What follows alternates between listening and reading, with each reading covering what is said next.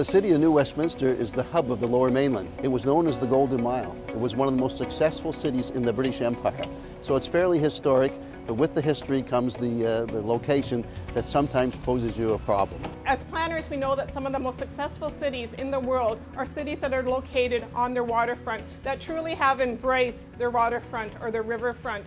The Westminster Pier Park project is a brownfield reclamation project on the waterfront in New Westminster. It's a 9-acre site that is being is a former industrial site, and it's being remediated and reclaimed for use as public park space. And so the project that we're at today, this Pier Park, is the one that's going to salvage and help salvage the downtown. In 2008, we undertook a long-range planning exercise for our parks and open spaces in the city. One of the items that was identified very early on was the lack of green space and park space in the downtown. So being able to effectively reclaim unusable land, converting it into park space in a key location in the city's waterfront, in our growing downtown neighborhood, all the pieces come together perfectly. The city had the opportunity to purchase the property about 3 years ago in 2009, and that was coincidental with the announcement of the federal infrastructure stimulus funding, and we were very fortunate in obtaining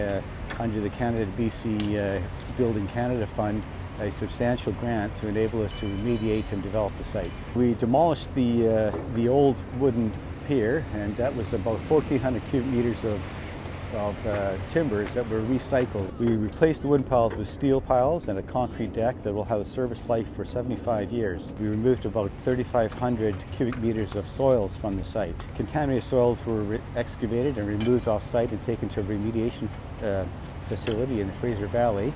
And we backfilled with soil materials that we reclaimed from another park project within the city. Because the property was established through fill, unconsolidated fill, we had to install timber piles to consolidate and densify the property in order to prevent it from liquefying in the event of an earthquake.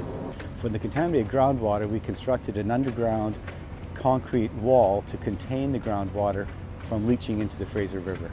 We are re-establishing the foreshore, and we'll be planting with natural plantings. And a big portion of the regional trail and greenway plans actually come along the shores of the river and intersect and then go out into other areas of the region, all passing through New Westminster. So the Westminster Pier Park is one more link in that broader regional context. As we move into the future and we see our downtown population go from about 9,000 to 19,000 by 2031, there's no doubt that the Westminster Pier Park is going to become the heart of the community.